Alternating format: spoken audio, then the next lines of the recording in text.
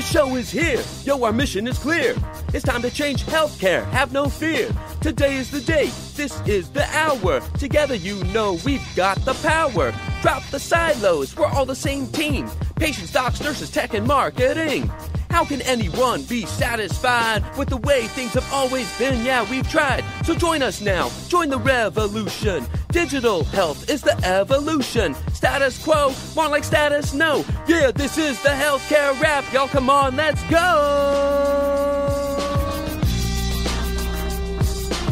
Welcome to the Healthcare Rap, where we are ushering in the future of healthcare and the status quo no longer exists.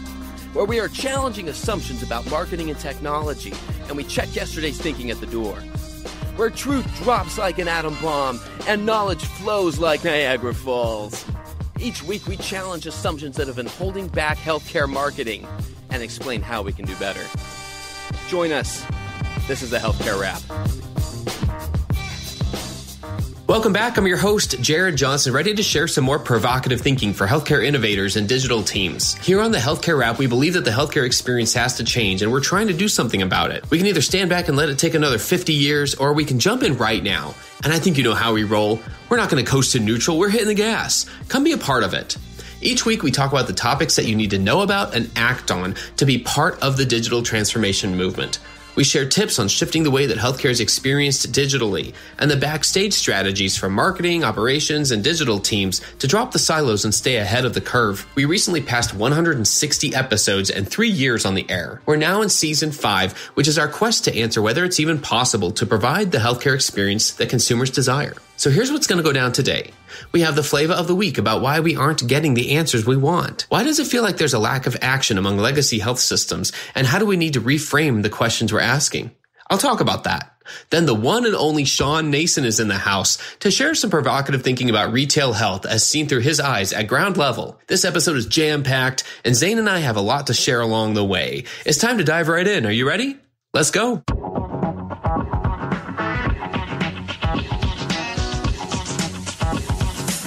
Flava of the week. No wonder we aren't finding all the answers yet. We're not framing the questions properly. Healthcare delivery is changing. The players on the board are changing. The way it's paid for is changing. And the way it's experienced digitally is changing. What defines healthcare in coming years will not be what defines it now. Think about it. Preventive care and wellness, not just sick care and treatment. Customer experience and relationships, not brand and location. Removing the middlemen who make it more complicated and expensive. Big tech plays a big part, and they aren't just making headlines. They're making moves. Just days ago, Walmart purchased telehealth company MeMD. That move came the same week as Amazon signed its first enterprise customer for its Amazon Care virtual health service. They are working with Precor, a Washington-based fitness equipment company that was acquired by Peloton in early April. Do you really think these guys are going to stop there? These are more than headlines. These are trends. Who's ready to lead?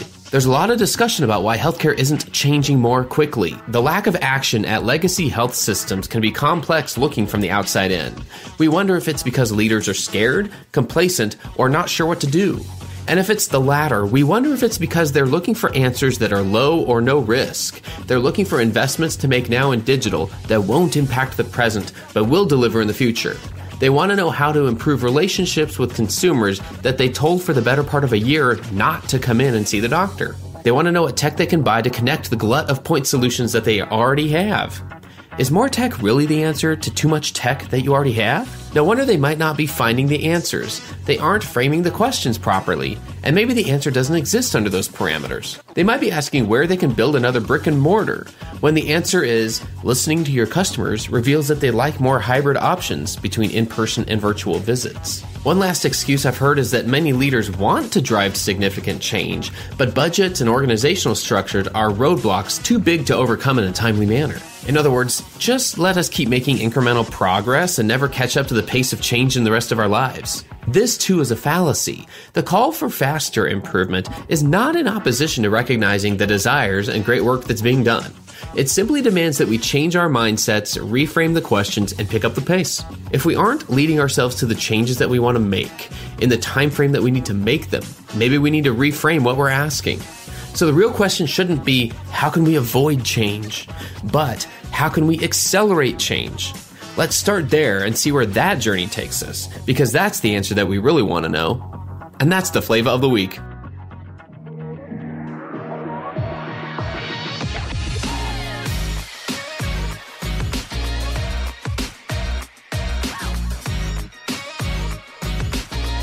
The flow. Hey, Zain, we're ready to get right into this and get going again. How are you doing? Doing good. Holding up strong here in Detroit. It's exciting times. Saving the world one vaccination at a time? Yeah.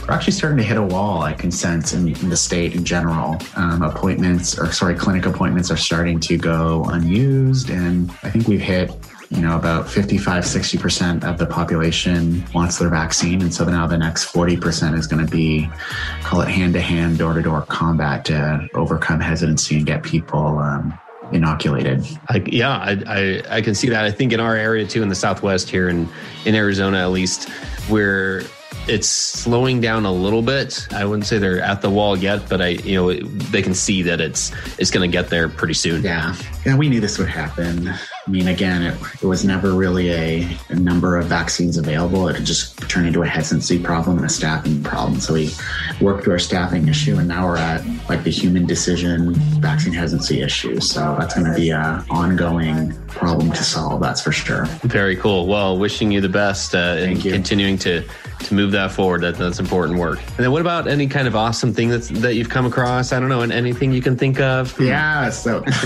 the coolest, awesome thing, I think last time we talked to our listeners about the clubhouse room that we hosted, Health of Tomorrow. And so super excited to report that we actually now have a club official. It's the Healthcare of Tomorrow.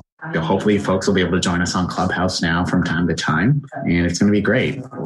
Hopefully we'll be able to revisit some of the folks that we've chatted with here on this podcast and make some new friends and some new contacts and have conversations that just sort of evolve into places we could have never imagined, which is pretty typical for the Clubhouse platform. So I'm excited. Yeah, my personal goal is to be transparent enough so that it's very clear that I'm not one of those folks on Clubhouse trying to pretend to be an expert in things that I'm not. I'll make it really clear when I don't know stuff. Anyway, I'm getting there. Enough about me, though. Let's talk about retail health. At least for me, I want to focus on what's the goal? What is being reimagined? Why is retail health gaining traction? And why are big players, talking Fortune 2 players, coming into the space, Fortune 10, Fortune 50 companies, that frankly could have better things to do, but they have determined this is one of, if not the highest strategic priority for their business growth for the next decade or more. Why is it happening? And I think for me, it comes back to this thought of, yes, whenever we talk about consumerism in healthcare, a lot of health systems, they're like, okay, we know it's important, but maybe they've just heard too much about it, or they haven't been able to do enough about it. Mm-hmm. One way or the other, I think they're just kind of past, they're over it. Probably the easiest way to say it. Yeah, we know you can go to, such and such. You can go to CVS, you can go to Walgreens, you can go to somewhere else. Maybe there's a Walmart Health Clinic that opened up in their area, and they're just saturated with it already. And they're like, no, seriously, it seems like we're going to be okay. Where the opportunity, it's so blatant, it's so obvious, it's so right in front of us that I hope it becomes our true north strategically for all health systems at some point, which is make care easier. Yes. Reduce friction along that journey. Reduce the utter pain and humiliation it takes to even find out what something costs.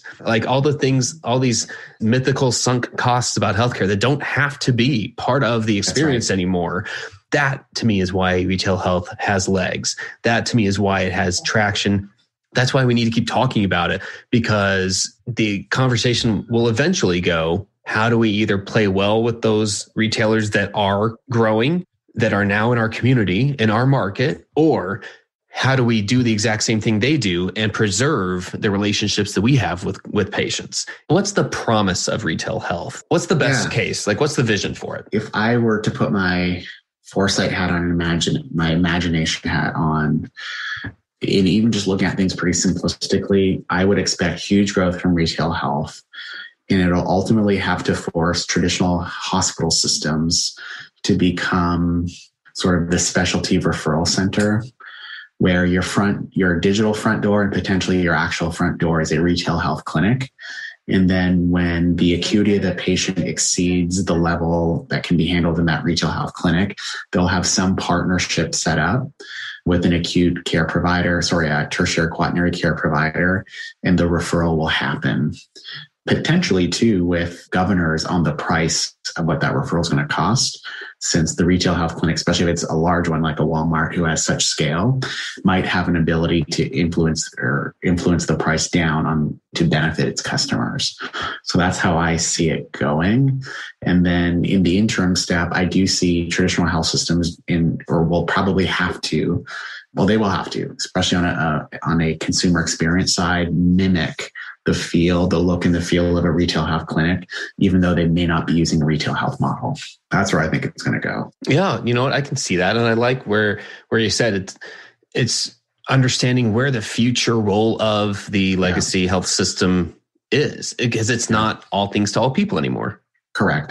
And that's been my perspective for a while now on this podcast. I see, healthcare evolving to sort of what happened, sort of like think about like the travel agency where there used to be, or there is this entity that sort of controls demand. So all the people that want to travel, and then they shoot these people towards the hotel, towards the flight, towards the whatever. And that's now become an online tool like canoe.com, kayak.com, you name it. But I see that some big retail or lifestyle brand will become the demand aggregator and then build the right referral partnerships to the tertiary quaternary centers for the right level of care when it can't be fulfilled by that retail brand itself. Right. So this really does focus on the relationship. Absolutely. A relationship with a consumer, not just for the vast majority. There's probably less than 10% of consumers who spend more than 1% of their year in interacting with a healthcare provider. If you don't have a chronic condition that you are working through and working with, then you're not spending that much time. It's important even with to make that distinction, because there is a very different experience for anyone working with a chronic condition of any kind. That is going to be a different way to account for things. There's just everything's multiplied. Yeah, absolutely. And I think, what a lot of traditional health brands, they've certainly discounted the Walmart Health of the world when they first announced what they're going to be doing. But I think they've discounted them to their detriment, because as you're describing, more Americans interact with Walmart daily or weekly than they do their own healthcare provider if they even have one. And so to me, there's power there. The fact that people go there every day or every other day or at least once a week. It's a recognized brand. It's a brand that they use. And so why not tag on healthcare to it, especially healthcare that's extremely affordable? It's a win-win. Yeah, so true. So then when we talk about opportunities to innovate in terms of how, we've had James Gardner on the podcast before, and we've talked about how to interact, how to play well with retail health partners. And I do think that's an important part here. That's kind of like the first step here in a lot of markets. To me, the other part is how can we use some human-centered design to do better design work, better service design work, and even just reduce a couple of friction points along the way? So some of the things we've learned from Walmart Health, for instance, are that, yes, you better believe it, that people are in favor of price transparency. That when it's $35 for a dental exam or it's $1 a minute for mental health counseling, you better believe that is a differentiator. And Absolutely. Let's capitalize on that. Let's learn what parts we can bring into traditional provider. Why can't we do that? It's not just to me, it's a self-fulfilling prophecy. It's kind of like, we just can't do anything about that. But we really can. Right. Well, and so price aside, think about locations of Walmarts and other retail health providers who started off in the retail space, right? So they're in some of the most convenient real estate in all of America and even Canada. Canada's exploring in this area as well. And so right there, the experience is easier. Walmarts are always on, a corner somewhere, tons of parking. Oh, by the way, one level, no elevators. You can roll up in your wheelchair, roll up with your kids. It's free to park. It's easy to park. boom, you're there. And then you show up and the price is even cheaper than finally claim with your health insurance plan. It's win-win-win. Yeah, it really is. It really is. What's keeping us from getting to that point, Zain? I know it's kind of a big question, but like where do you go first? Well, I think one thing that traditional health systems need to get a hold of is understanding really what is my cost. Try to figure out what your actual cost is. And unfortunately, a lot of health systems won't be able to, they won't know. There's no real list. That's changing a little bit with some of the laws where you now have to start to publish, what your master charge is. But even that is not exactly your cost. And so I would encourage healthcare leaders to understand what their actual cost is to call it produce that service or product, and ask yourself the tough question, why isn't it as cheap as Walmart, assuming it's more expensive? And potentially there's an opportunity to plan that space. Like, could we potentially, if we can get our prices down, or at least in a competitive way, could we start doing our own retail health and offering a cash price at some of our sites? So I think, but again, ascertaining what the cost is the first step. Wherever that lands on the marketing spectrum these days is, one of the original 4 Ps, that we learned in school, which is funny how much, not necessarily daily, but on a regular basis, I reflect back on what did I learn in school about marketing and what still applies. And there are the principles that do, but the way that things actually happen and are implemented couldn't be more different than when I went to school. And I think it's an important distinction to make. So that being said, I agree. I think we've got to be just changing the conversations we're having and the questions that we're asking in those conference rooms. That is not the place where traditionally we've had the question of, hey, there's a new thing that's ultimately better for patients or better for consumers. How do we leverage that? The question is usually, how do we protect against it? And how do we kind of obliterate that and just lean on our brand equity because we think so much of ourselves? And to me, that's just how I see it.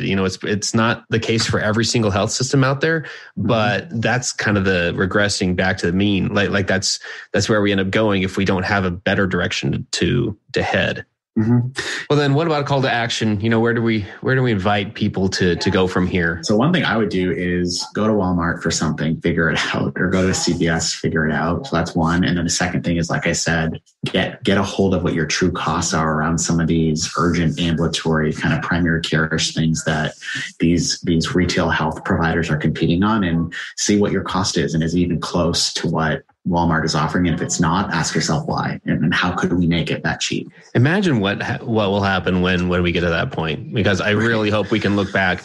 I don't know, it might be a couple of years from now, it might be 5 years from now, but there will be a point where that's the most common discussion that's happening. And I can't wait for that. And I really do. I look forward to that. Absolutely. Hey, this is Scott Burgess from Healthcare 360, the fair and balanced healthcare podcast, exploring everything you wish you knew about healthcare, but don't. Join us weekly in an open, transparent conversation with some of the biggest names in the healthcare business, surrounding this one question and one question only. Had you known there were other options to exhaust and explore before you travel down the traditional healthcare route, how would you weigh those options against what you think healthcare and medicine really is? For more information about Healthcare 360 and how together we can help transform lives, visit scotteburgess.com, subscribe to our YouTube channel, or follow us anywhere you enjoy listening. See you there. Hey everyone, check this out. We've got the one and only Shawn Nason in the house this week. Shawn is the founder and CEO of the Nason Group, the disruptive ecosystem that includes Mophie, an experienced design SWAT team, and several other organizations that are causing change. He's a former Disney Imagineer. He's co-author of Kiss Your Dragons and host of the Combustion Chronicles podcast. But above all, I think the highest honor I can give him is to call him a friend. Welcome to the Healthcare Wrap, Shawn. Hey, thanks, Jared. It's great to be here, and I'm really honored to be on the Healthcare Wrap with you. I know we've been trying to make this happen, so it's finally here. Hey, it's one of those, I knew it was going to happen at some point, and, when the timing's right, the timing's right. So, welcome aboard. Yeah, great to be here, and great to just talk some stuff with you, right? Like what's happening in the world and in the healthcare space. So, great to be here, brother. Yeah, goodness, there are a few things happening in the healthcare space these days, and what's funny is the timing of this interview always would kind of dictate the first things that we talk about. So, since this didn't happen during the NCAA tournament or during the basketball season at all, for instance, we don't have a whole lot to talk about as far as Kentucky basketball. But I'll leave that out. Yeah, leave that one out, brother. I don't have alcohol. It's way too early in the day to start drinking. Hey, every team can have an off season. It's all right. That's right. Giving Alex a little bit of a chance and then come roaring back again the following season. I see that. But our girls the Kentucky volleyball team did win the national championship on Saturday for the first time in history. So there's a good thing. There we go. Well, there you go. Yeah. In fact, did I read that right? They were like the first SEC team ever to win the volleyball? First SEC ever to win. And then won it with, the National Player of the Year is actually a freshman. So just some amazing things out of that team. So very happy for Coach Skinner and the girls there. Yeah, nice shout out there. No, that was really cool to see that. And I've got a volleyball player in my house, my fifth grade daughter. So we're actually following stuff like that, and it's really fun to see. So yeah. Well, what's the latest awesome thing you've heard about? Does not have to be healthcare or industry related at all. It could be anything. What's funny is that a lot of times we end up talking about Clubhouse over the last few weeks and months. Very curious if the Clubhouse addiction level is still as strong with you as it was in the first few weeks, or if has it tapered off at all? And what are you seeing there? Yeah, so I do believe that's probably one of the latest awesome things I've seen. My addiction and 12-step program has started, and things have tapered off a bit.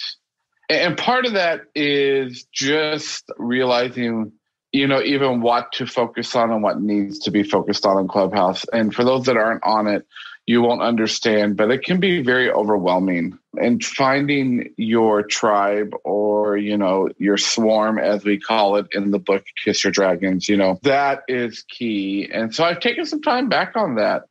I think, the latest awesome thing that I've heard about, and, I know this can be controversial, is, as a country, what's happening in the vaccine space is pretty powerful. For so long, people looked at the United States as this big bad wolf around COVID. But I talked to a buddy of mine today in Canada, and they're looking at us going, why can't we get it right? They are progressing fast. So I am proud to say that I am fully vaccinated, and I don't know how much it's going to change stuff, but at least I'm there. And I think it's an awesome thing to see what it has done in healthcare even. I know you and I talk a lot, Jared, about healthcare and the things that it's opened up in healthcare. Yeah, well, I think the easiest way to think about it is, hey, you've done your part to help end the pandemic. I mean, it's as simple as that, to take the steps and get vaccinated yourself. So I will say that definitely falls under awesome things I've heard about recently to hear that you've been vaccinated. So perfect. Yes. I will tell people from my experience, I encourage everyone to go through it. It was very interesting. My brother and his family, he has 3 children that are 16 and older. And that family of 5 experienced all 3 versions of the vaccine. And all of them are alive and all of them are well. So I just encourage everyone to go out and do their part to help hopefully bring some whatever normalcy looks like.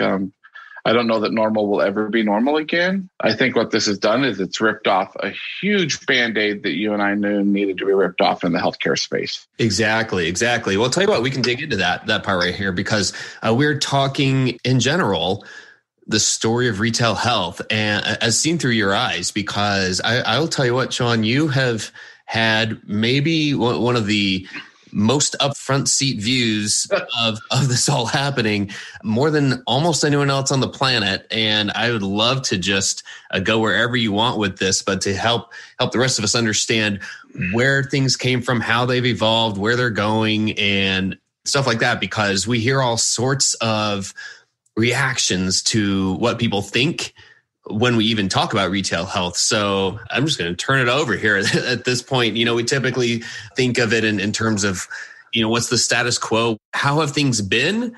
And then where can they go? So maybe we can start with the kind of how things have been, like how retail health even came about, wherever you want to go with this. For your listeners who don't know our story and my story, Mophie, our experience design part of our ecosystem, was very honored to start a journey a little over 2 years ago with Walmart and the Walmart Health team. And we were deeply rooted in much of what's happening there. And I can share what I can, and there's a lot that I can't. And what was exciting about that for me, Jared, is just the fact that Walmart was getting ready to take on a beast that had not been touched. And I appreciate what Walgreens has tried to do, and CVS with their health hubs and trying to get 1,500 of those launched. But there was some real excitement. And I say that there was some real excitement about what Walmart was launching onto. And I was able to get a front row seat of a lot of that. And, done several talks about it. We talked about it at the Consumer Electronics Show with two of the key stakeholders there. I have a personal relationship with Shawn Nason that I've worked with him for about 10 plus years, who is the former CEO of Walmart Health and Wellness. And listen, I believe, Jared, that retail health is what is going to have to be the game changer for healthcare. And there's a lot of people that have lots of opinions around who it is and why. And I'll give some real simple ones of why I was so excited about Walmart being truly the disruptor. We talk about disruption a lot in retail health. At the time when we started, and these are numbers that we spoke openly about, there were approximately 4,800 community hospitals in the United States today. There are approximately 5,200 Walmarts, or some version of what Walmart does with their groceries as well with the neighborhood markets.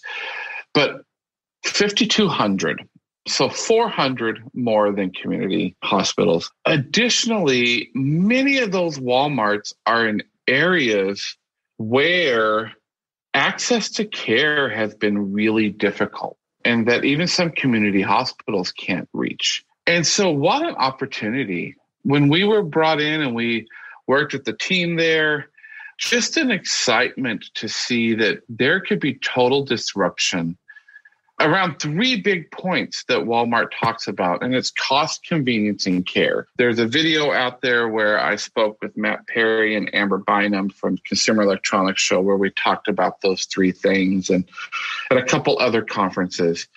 That's the area that Walmart Health was focusing on. We had a great 2 years there and finished our contract work at the end of August of 2020. Shawn Nason left, and, just kind of disheartened recently about an article that I've read that, all the team that Shawn brought in is pretty well gone. And I think there's a lot of questions in a lot of people's minds around, is Walmart still in this? I'm here to say, I believe Walmart can still be the disruptor in healthcare. And I believe that Walmart can do something that Amazon can't even do, because Amazon has some brick and mortar with Whole Foods, and they're trying to disrupt the pharmacy space now, but they still don't have the access that Walmart does in the retail health space. That's a real interesting distinction there, because you're right. Amazon comes up a lot. You mentioned CVS and Walgreens, they come up a lot. So where should that focus be right now? You mentioned it. Is it access? Is that the thing, the reasons that cause you to see retail health as a major disruptive force in healthcare? Is it the access part of it, or is it the convenience part, like you were saying? Where do you think? Yeah, so let's just take those three pillars that we just talked about with Walmart, and let's just put that to retail health: cost, convenience, and care. So convenience, let's start with convenience. If you think of retailers, I'm actually doing some work right now in the city of Columbus, Ohio, a couple hours from my home. I'm talking to you sitting from my hotel room, and I look out my window and I see a CVS. I don't see a hospital. I don't see medical groups, but I see a CVS. And I'm sure that if I pull up my map, there's a Walgreens someplace close. And so why would it not be this access and convenience be a prime spot for retailers to move into? We see grocery stores doing it. Kroger's trying to do it. Some of these, put in these clinics, a little clinic in Kroger's. You got the minute clinics. Like, everyone's trying to bring healthcare to an easy, accessible way. And, there was a term about 10 years ago that came on in the business world called the experience economy. And I'm now dubbing it that we're in the experience economy 2.0, because we as consumers are looking for an amazing experience. So if you look at convenience, boom, retail is the most convenient place to bring healthcare. You look at cost. When you begin to scale in retail a cost structure, you are able to then drive down prices. So one of the things I learned, and I will hold on to this for the rest of my life of our 2 years at Walmart, is these metrics called everyday low prices and everyday low cost, right? And so if you can scale to amazing magnitude, you can drive costs down. Well, where can you scale? In retail, because it's not a tied system. And then to that experience economy 2.0 is around care. We all just want to be cared for. And, we have 3 experience principles within Mophie, which were simple, and goes back to my Disney days, Jared. Those 3 principles are simply know me, surprise me, and make it easy for me. Imagine if we did those 3 things in healthcare today in a retail setting. How could we truly disrupt healthcare? And again, I will say this. I believe Walmart can and has the ability to. I just don't know that Walmart will do it. Yeah. And Shawn, the interesting thing is that throughout all of that description that you just gave, I didn't hear any phrase of, well, this is the way it's always been. You started and ended with, here's what a consumer wants and needs. I mean, it's amazing how different the conversation is when it starts and ends with the consumer. Exactly. And we use a human first approach at Mophie. When we work with other partners and organizations, and we've worked in health systems, we've worked in payers, we use a human first approach. And a lot of people say that, but there's a difference to me called a consumer-centered approach to a human-centered approach. Consumer-centered approach is a lot of times just a lot of fluff and talk. A human-centered approach is, no, let's think about the person first and what's right, and that consumer first. And how do we co-design with the consumer? And I will give a huge shout out to Walmart and the team at Walmart Health and for what they did, because they did that. They co-designed with consumers. So when those clinics launched in Georgia, it was Friday, September 13th. I'll never, because it's Friday the 13th, when we launched the first clinic in Georgia, that I knew that they were onto something powerful. I was really honored and privileged to be a consulting group that was a part of that and to sit in from the outside and watch the power of what was happening. There was so much momentum there. And I don't talk to them anymore. So this is my speculation. I've just read what's come out, and it's just concerning to me. Like, I hope they don't lose momentum or lose sight of what they were really doing to transform healthcare in America. Well, yeah, let's zero in on that for a moment here, because there's a ripple effect that would happen one way or the other. If all momentum there comes to a halt, or if it even just slows down significantly, there's going to be a ripple effect in terms of the conversations that are happening at traditional health systems and hospitals, those community hospitals, for instance, that you mentioned. That conversation is going to be very different with or without the momentum that Walmart Health or any of these other retail health organizations could be putting on them. I was careful not to say pressure. I was thinking momentum, but it's kind of both. Yeah, I do remember, and I've spoken to a couple health systems because of our involvement, and Walmart did a beautiful, brilliant job of keeping this secret. The first Walmart Health press release went out like 7 days before the first opening. And I remember getting asked several times, as hospital systems, should we be scared? And I said, yes, you should. Not because they're a competitor, because listen, I don't think Walmart ever had or ever will be in the hospital business. there's still a need for hospitals. The need for hospitals, and this is a little bit of a soapbox and I'll get off of it. Why the hell in America today we are still building more hospitals? I don't understand.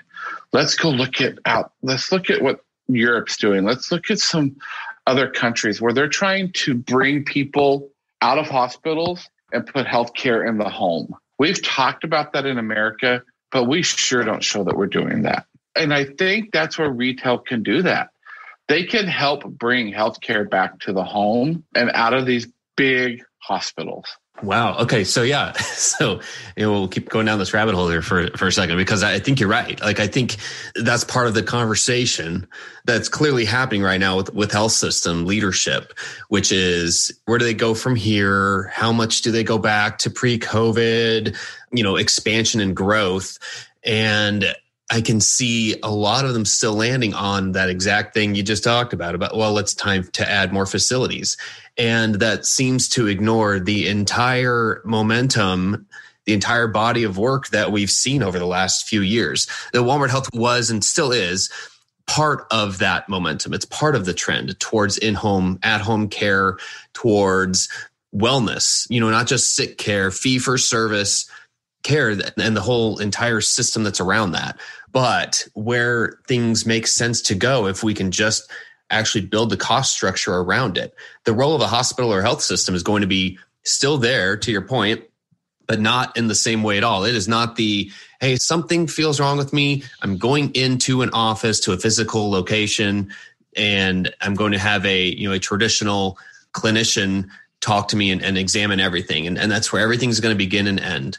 There's so much more to the healthcare journey for a consumer now. And I think it's that kind of putting the blinders on with health system leaders that's the danger to me. It's not the danger of having a new competitor. It's what the things that drove Walmart Health's initial opening of clinics is the recognition of what the consumer actually wants and what is genuinely better for us to live in a healthier and better way. Like, that's the part that I don't want to get lost in, whether competitor A or competitor B is at a certain point at a certain time, how many clinics they're opening or what that is. And that tends to be what I hear about in the news is there's new things opening. Should we be scared? Should we ignore it? Instead of asking at a hospital or health system, how do we learn?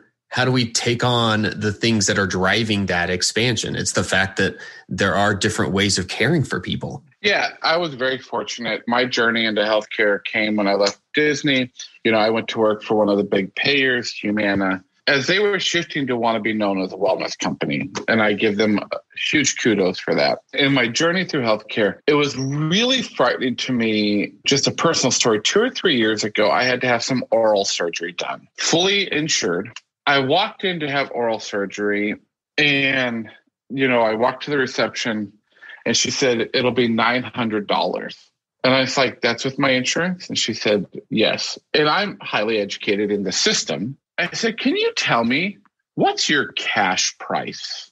And she took a couple minutes and she came back to me and she said, our cash price is $550. And I said, so I'm handing you a credit card today, and you're either going to charge it for $900 and process it through my insurance, or you're going to charge it $550 and we'll be done. She said, yes. What's wrong with that statement, Jared? That's when I realized how messed up our system was. It is not built for consumers, or it's not built for patients. It's built to pay claims. That's why retail can still disrupt.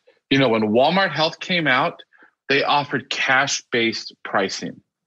And when you can pay cash-based prices cheaper than with your insurance, we have a real issue in our system today. It's so true. And I have a feeling everyone I've ever spoken to, whenever we go down this road at all, and they find out, oh, wait, you work in healthcare? Oh, all of a sudden I hear, people share similar stories. And it does tend to revolve around pricing or experience, bedside manner, any sort of customer experience or billing question. Those are the things that do tend to stick out.